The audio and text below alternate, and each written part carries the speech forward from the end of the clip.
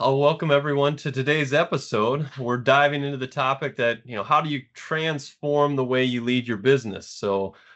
Building confidence in decisions, decisive leadership, that's really the focus today. And I'm excited for the conversation about how top executives can sharpen their decision-making skills and lead with confidence. And with that, I'd like to introduce the guest for today, Brendan Kurvers from CLA, Clifton Larson Allen. He's a principal with Clifton Larson Allen, working with presidents and owners as a CFO type of consultant. You bring a lot of experience to this, working alongside the leaders and the owners of these businesses. And so I appreciate you jumping on with us today to help navigate through this conversation. Absolutely. And Jeff, thanks so much for having me. Really excited to lean in and talk a little bit about the importance of that level of confidence that comes as being a leader, then that comes when you're making those critical decisions for your business. Yeah, that's awesome. So let's get right into it. So building confidence in decisions. The first area that I'd like to talk a little bit about is really the importance of decisive leadership.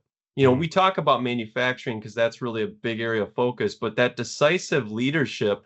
So from your perspective, what would you say is the biggest challenge business leaders face when it comes to making confident decisions, specifically in, let's say, business decisions in general, but also with the bent towards manufacturing? Yeah, Jeff, and it's a crucial question to be asking. And I think, as I've worked through various leadership roles within CLA and then serving entrepreneurs that are really building their businesses from the ground up, or really taking and cultivating that manufacturing company to the next level. Confident decision making is one of those critical challenges that most business leaders face, and I believe that it's because of the several intertwined factors that can really lead to both the upstream or the downstream impact, depending on what decisions being made. So some examples of this would include that unpredictability of supply chain, or maybe a new technology investment that you're looking at making. We all know that buzzword today, that workforce dynamic, and what that's going to mean for now and into the future. And let's not forget regulatory compliance, global market volatility. Talk about challenges that business leaders in manufacturing are faced with on a day-to-day basis. It's a few things. Just a couple. So from that perspective, when you actually are talking to a business leader, how do you go about helping them make more confident decisions? Like what do you have an approach? Is there something that you like to, how do you help them become more confident? Yeah, I think it all comes down to just that underpinning of communication. But when we think about communication, it's all about extracting what's in that business leader's head. Like, let's not forget that you're in that role for a very defined reason. And typically that's because you have some level of that vision. You're that spark. You have Mm. that curiosity that's going to drive the business forward. And the people are depending on you. And for some folks, that might be a challenging notion to grasp. But no matter what leadership style you have, when it comes down to that communication level, being confident in that decision making and being able to extract and think about how a business leader is going to drive the business to the future and really what that goal is. When we think about putting that vision on paper, it all comes to the efficacy of how we're going to be delivering that communication to all facets of the business.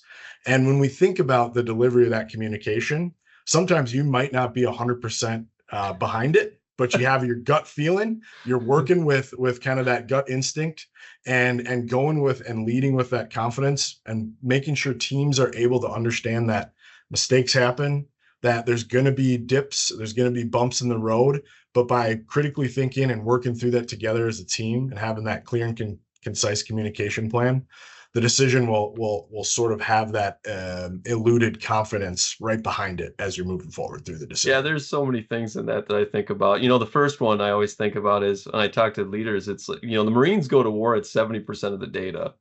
They're never 100% confident, right? So Absolutely. part of that is you have to make calculated decisions.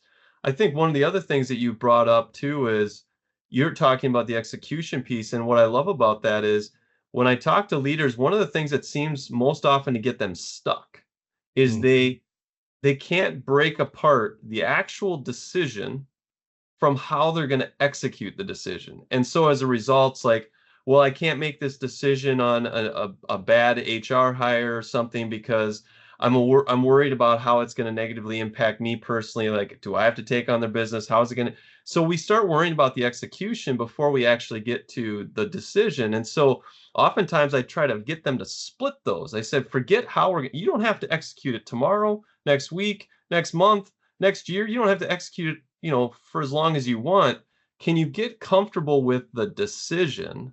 Because Mhm. if you can do that, that seems to be where the most anxiety is. And once the decision's made and you've mentally made it, now you can back up and say, okay, what's the best way to execute this decision, which could be over a longer timeline? Certainly, certainly, and the way that I always like to critically think about that, Jeff, totally agree with your notion there.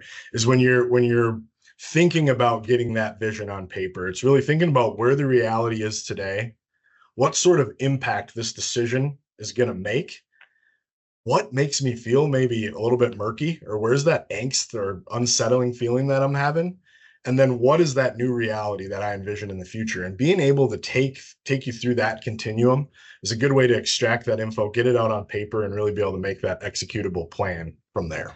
Yeah, you talk about the executable plan because, one of the execution pieces is even if I know the decision, the best way to start is what's the list of things that are stopping me from executing it right now? Mhm. And whatever that list is, that's the stuff you got to go work, get in place before you can actually implement the decision. And if it's a personnel type of thing, you might have to list out all the things that don't get done as a result Right. of them not being there. If it's a process related thing, you might have to do a current future state map to understand all the barriers to getting that process where it needs to be. I do also think that it's helpful to have like systematic things like EOS or some other tool Mm. that allows you to look at the data, the people, the processes, the vision, so that you can get your arms around, yes, I need to make this decision, but when I communicate it or I execute it, I have to have these pieces in place to execute it properly. I love that whole framework of terms of how you're approaching it. That's really good. And so from your perspective, then let's assume okay, I'm making this decision, I've got to go execute. What do you think is what's the impact of the lack of confidence in decision making? How does that trickle down and affect the organization?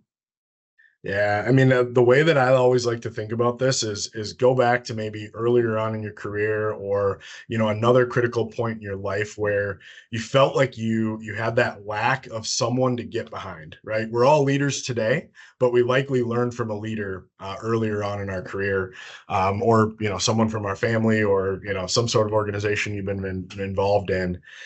So when I think about those leaders that maybe didn't exude that confidence, how did you feel? Usually when I think about that, I I didn't feel like I was ready to run through walls. And when I flip that in reverse and I think about leaders that whenever I heard them speak, or whenever I heard them kind of giving some clear direction, I was ready to make action right away. And that all comes down to that confidence level. So sometimes it's the notion of fake it till you make it. And that becomes a little bit more comforting as you get more experienced with truly being that leader. But I think let's think about the impact of the decision of us not making that confidence, that decision in confidence, or having that lack of really the push behind it. Is that lack of clear and concise vision or decision making process can lead to not only challenges internally, but once those internal challenges start to happen, such as employee morale decreases, operational inefficiencies, strategic misalignment, even financial instability. Hopefully, it doesn't get to that point. But that's just the internal impacts. If we're starting to feel those, the external impacts are going to be even greater through things like customer dissatisfaction, reputational damage. And when we get into that state, we're in a really tough spot. So being able to be very confident with that decision making process is going to keep our employees charged up, is going to keep that brand reputation up, and really lead to a customer centric workforce that's always thinking about how we can take our business to the next level, and do that not only as a leader but as a full organization. Yeah, you brought up a couple things there, but one of them that we talk about a lot is there is a cost to do nothing. Yeah. And so, but people like there's no free moves in chess, right? You don't get to like back up. That's not a free move. You actually then go on defense instead of offense. And so there's no free moves. This idea that indecision is fine. Well, no, indecision isn't. It actually has its own impact. So there's a cost to doing nothing. My dad used to always talk about it is you're better off making the decision quickly and failing and then recovering than not making any decision at all, probably in most situations. Right. So I there is this balance, and yes, you want to be purposeful in terms of not running over a cliff like with the rest of the lemmings, but you also want to be, you know, be proactive, right? And so there's Yeah. this balance that I think leaders have to manage, which is if you're not feeling good, get to a decision point and then focus on the execution because the execution is really about the question of timing, speed, and how well to do it. But you got to get to the decision as quickly as you can.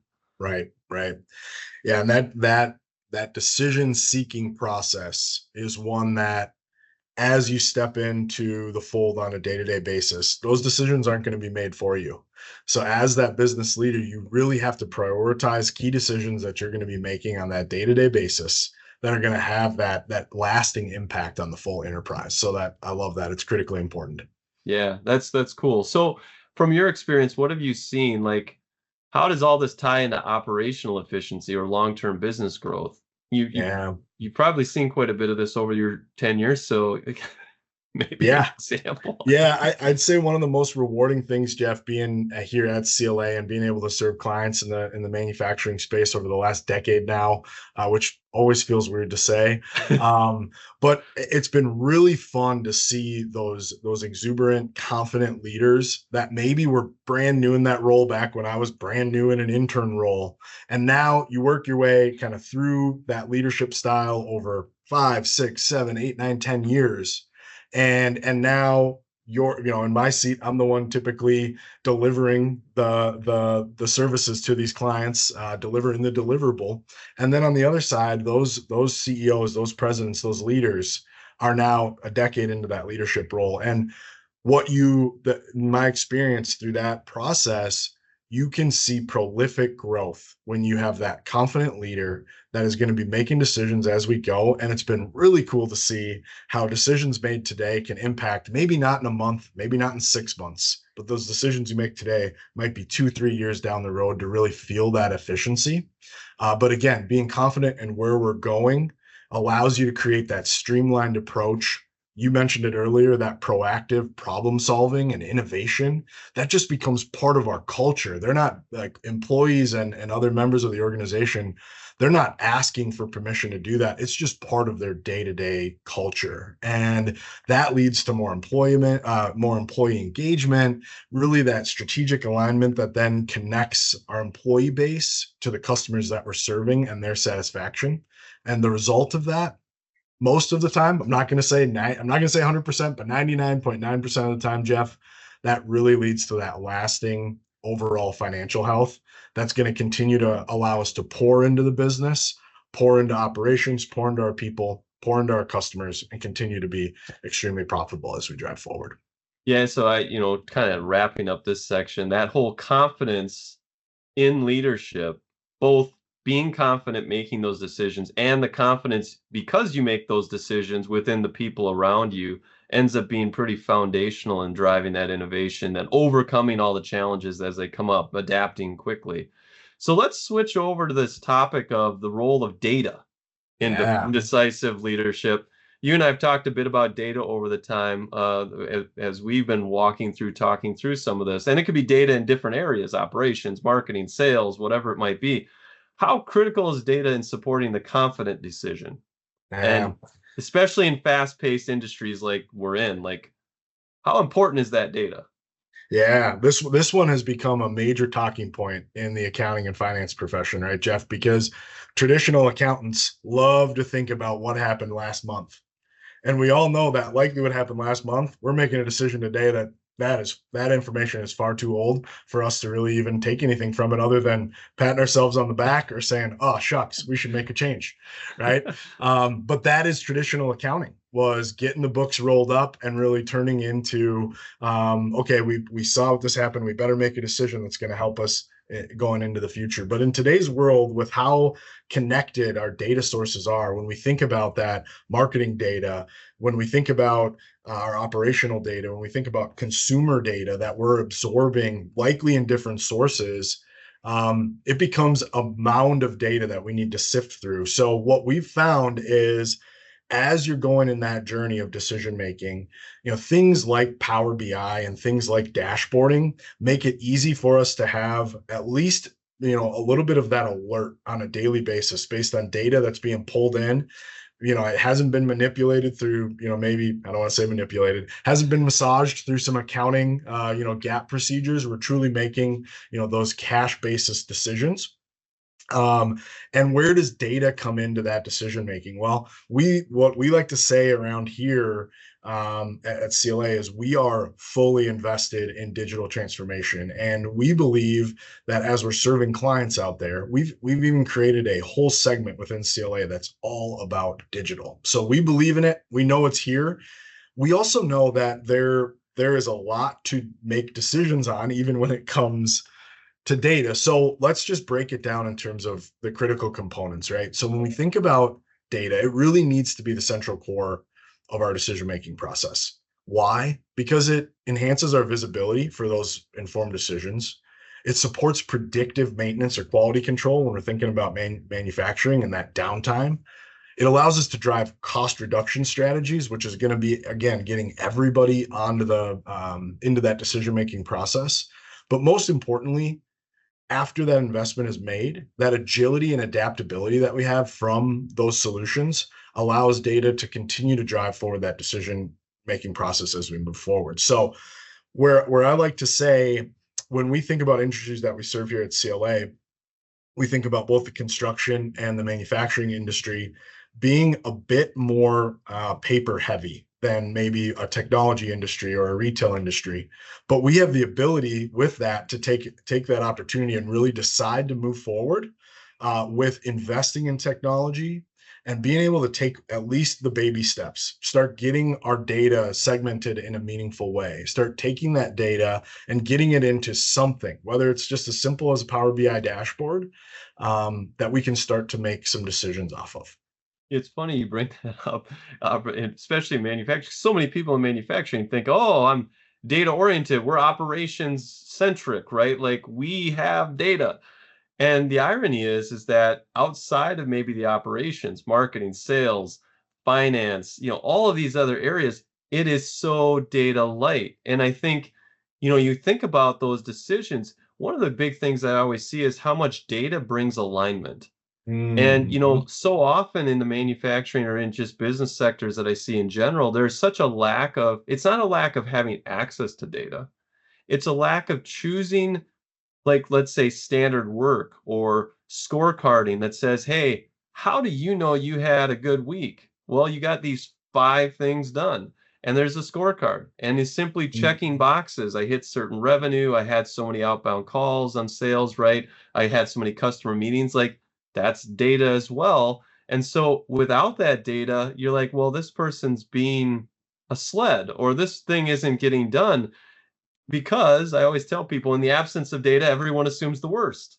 Yep. But when you have the data and you can review it as a group and you say, well, I expect 50 of these things, and you think 20 is a good week, there's a misalignment. And now we actually can talk about what do we actually need to accomplish, right? But until you have the Yep. data, it's just opinion.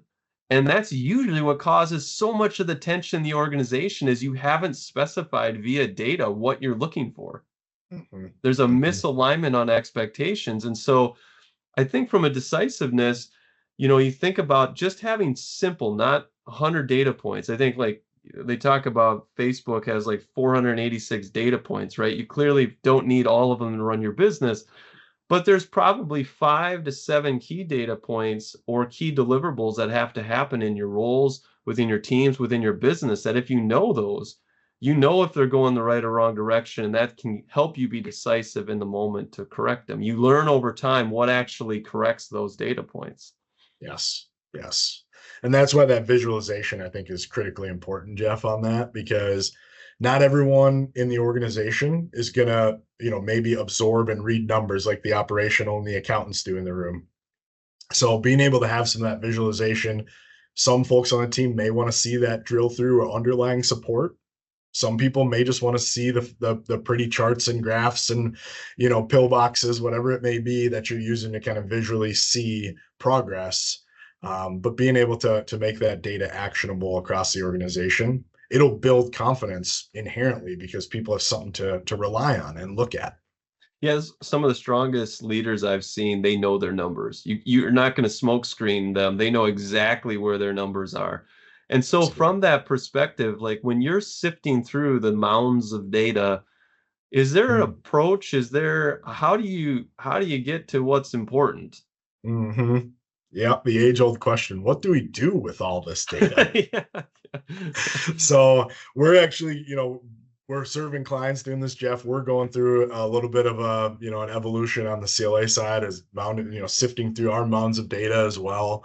And I think one thing really rings true from a leadership standpoint is we talked about it a little bit already, is really start simple with defined, clear objectives. And always remember that when you're developing these objectives, it's not just to check the box. It's something that's actually going to allow us to elevate the business and drive it forward.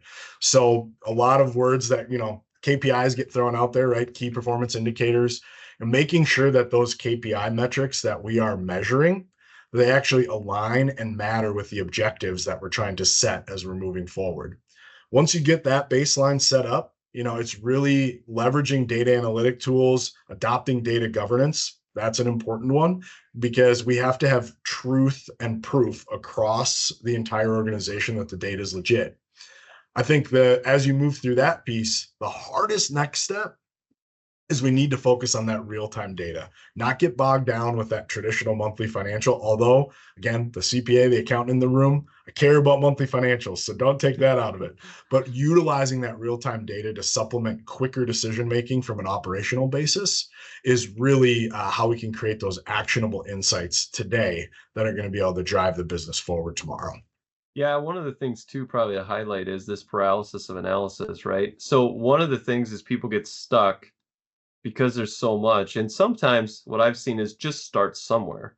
Yeah. Because, what I often see when we work with, business leaders developing metrics, KPIs, and those things is they start with too much.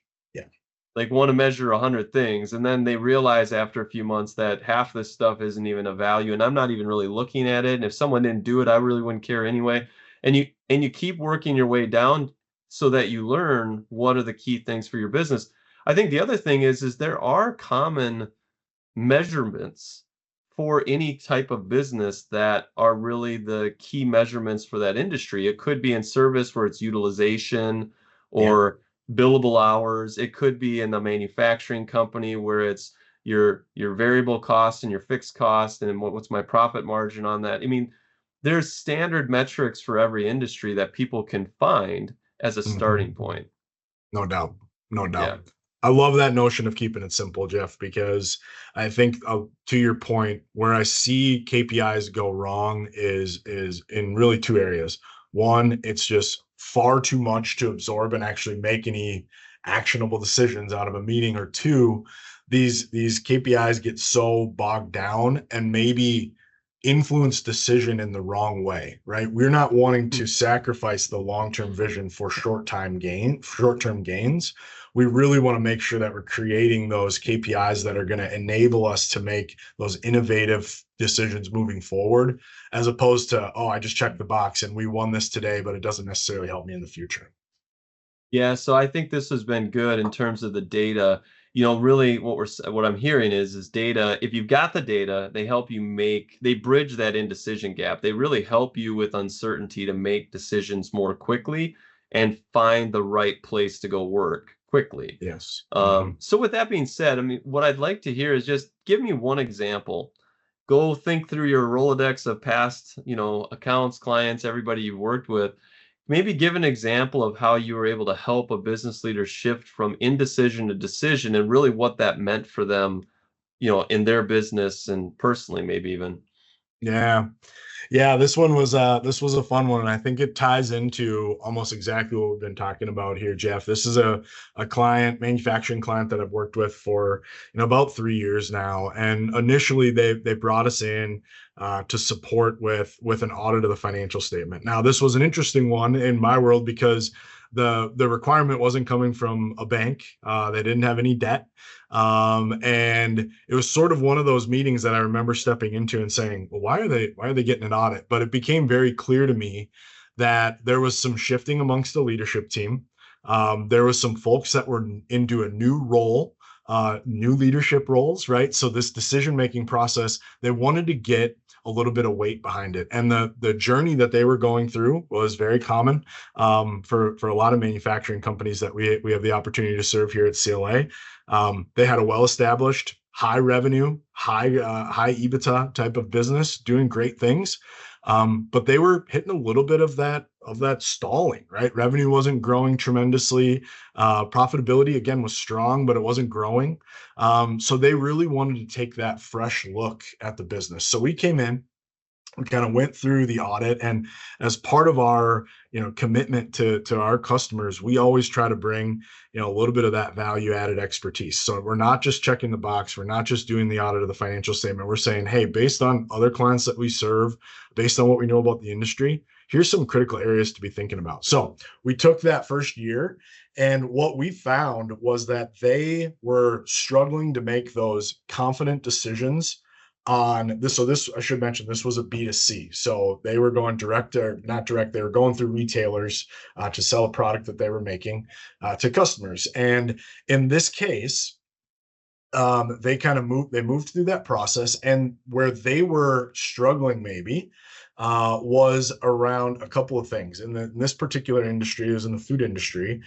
There's these revenue deductions that they weren't super clear about, and they were noticing as they entered into new doors and new stores that number as a percentage of revenue was starting to go up. They didn't know what to do with it. So we took some visualization of data. Again, you heard me reference Power BI a little bit earlier. And over the next 6 months, they really leaned into creating a sales cube as well as an operational cube within their ERP that fed into that Power BI dashboard. And what they were able to glean was that as they were going into these new stores, they were seeing a little bit of margin crunch. So think about this with a traditional manufacturing business. You're taking data that based on value added revenue, based on that contribution margin, based on gross margin, however you're looking at it. And they were bringing that into a visualization. They were seeing, okay, we need to make sure that on our upfront contract negotiations, we're building in a little bit more of a long-term view of things that are maybe deducting from revenue that we're trying to drive forward. So they were able to then make very key decisions and go in to meetings over the course of the next 18 months as they were either renegotiating contracts or going into new retailers. They were able to be very upfront and create longer term contracts that spread some of those deduction variables out longer, allowed our fixed cost structure, or the business's fixed cost structure, to stay fixed, and then really focus on the volume play as that relationship continued to grow. So that to me was a really cool example of literally starting with, hey, we have some data. Let's get it into a visualization. Let's bring the best pieces of the business together to think about critically what we're doing, and then deploy a plan. And we've seen that result in increased revenue, increased profitability, and a really happy board of directors over the last 18 months. Even though there was that initial investment on doing some of this, data mining and build, they are seeing the fruits of that labor tenfold very quickly. Yeah, it's always one of those things, right? The most efficient moves, right? So if you have an efficient move, even if it costs more, it's usually usually pays itself, tenfold kind of thing if you can make Correct. that. So I love that. That's a really powerful example. And so within, kind of the final thoughts and the framework of everything we've talked about, is there any advice? Is there any final takeaway you want to give? Like you're talking to a president, an owner, somebody who's overseeing this business, they're struggling to make decisions. Is there any final thoughts that you've got for them? Any Yeah. next steps that you can think of? Absolutely, Jeff. There's really kind of two pieces that I always like to think about this, and it wraps into one. The first one is being able to find that confidant within your leadership team that you can bounce ideas off, that's unabated, that's going to be there to support you. Seek that member. Having that feedback, sometimes it can get lonely up in these leadership positions. So being able to have that like-minded individual that can help you go through those decision-making processes, that's really critically important. The next piece is going to go back to the data. So I would say that where we're going as a society is that data-driven decision making. It's happening whether you like it or not behind pretty much everything you see visually from a marketing standpoint. Let's think about that in our business and how we can embrace step by step data-driven decision making processes. So maybe stepping outside of the comfort zone, being able to take maybe how you got there into that leadership role and just trying to tweak what you're doing with technology just a little bit to help drive that decision. The reason why that's so critically important from just from an organization standpoint is you can not only exude that confidence, but be able to support it with something else that people can visually see. We've been circling around that during our discussion here, Jeff. I think that would be my major key piece of advice is embrace that data-driven decision-making process. Yeah, it really helps tell the story. It makes you more confident, but it also helps tell the story. Yeah, that's awesome. I think one of the things in all this too is people talk about leadership, they talk about decisive leaders.